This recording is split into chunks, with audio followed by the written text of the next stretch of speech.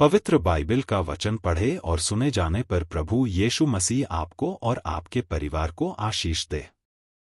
पवित्र बाइबल अय्यूब की पुस्तक का 31 अध्याय वचन 1 से 40 यह कहता है। वचन 1, मैंने अपनी आंखों के विषय वाचा बांधी है, फिर मैं किसी कुंवारी पर क्यों कर आंखें लगाऊं। वचन 2, क्योंकि ईश्वर स्वर्ग से कौन सा अंश और सर्वशक्तिमान ऊपर से कौन सी संपत्ति बांटता है। वचन 3, क्या वह कुटिल मनुष्यों के लिए विपत्ति और अनर्थ काम करने वालों के लिए सत्यानाश का कारण नहीं है। वचन 4, क्या वह मेरी गति नहीं देखता और क्या वह मेरे पग पग नहीं गिनता। वचन 5, यदि मैं व्यर्थ चाल चालता हूँ व कपट करने के लिए मेरे पैर दौड़े हों। वचन 6, तो मैं धर्म के तराजू में तौला जाऊं ताकि ईश्वर मेरी खराई को जान ले। वचन 7, यदि मेरे पग मार्ग से बह गए हों और मेरा मन मेरी आंखों की देखी चाल चला हो व मेरे हाथों को कुछ कलंक लगा हो। वचन 8, तो मैं बीज बोऊं परंतु दूसरा खाए, वरन मेरे खेत की उपज उखाड़ डाली जाए। वचन 9, यदि मेरा हृदय किसी स्त्री पर मोहित हो गया है और मैं अपने पड़ोसी के द्वार पर घात में बैठा हूं। वचन 10, तो मेरी स्त्री दूसरे के लिए पीसे और पराये पुरुष उसको भ्रष्ट करें। वचन 11, क्योंकि वह तो महापाप होता और न्यायियों से दंड पाने के योग्य अधर्म का काम होता। वचन 12, क्योंकि वह ऐसी आग है जो जलाकर भस्म कर देती है और वह मेरी सारी उपज को जड़ से नाश कर देती है। वचन 13, जब मेरे दास व दासी ने मुझसे झगड़ा किया तब यदि मैंने उनका हक मार दिया हो। वचन 14, तो जब ईश्वर उठ खड़ा होगा तब मैं क्या करूंगा और जब वह आएगा तब मैं क्या उत्तर दूंगा। वचन 15, क्या वह उसका बनाने वाला नहीं जिसने मुझे गर्भ में बनाया? क्या एक ही ने हम दोनों की सूरत गर्भ में न रची थी।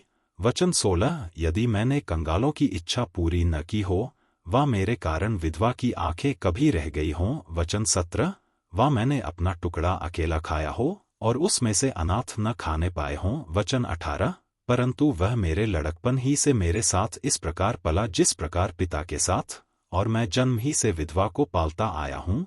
वचन 19, यदि मैंने किसी को वस्त्रहीन मरते हुए देखा व किसी दरिद्र को जिसके पास ओढ़ने को न था। वचन 20, और उसको अपनी भेड़ों की ऊन के कपड़े न दिए हों और उसने गर म होकर मुझे आशीर्वाद न दिया हो। वचन 21, व यदि मैंने फाटक में अपने सहायक देखकर अनाथों के मारने को अपना हाथ उठाया हो। वचन 22, तो मेरी बाह पखौड़े से उखड़कर गिर पड़े और मेरी भुजा की हड्डी टूट जाए। वचन 23, क्योंकि ईश्वर के प्रताप के कारण मैं ऐसा नहीं कर सकता था, क्योंकि उसकी ओर की विपत्ति के कारण मैं भयभीत होकर थरथराता था। वचन 24, यदि मैंने सोने का भरोसा किया होता व कुंदन को अपना आसरा कहा होता। वचन 25, व अपने बहुत से धन व अपनी बड़ी कमाई के कारण आनंद किया होता। वचन 26, व सूर्य को चमकते व चंद्रमा को महाशोभा से चलते हुए देखकर। वचन 27, मैं मन ही मन मोहित हो गया होता और अपने मुंह से अपना हाथ चूम लिया होता।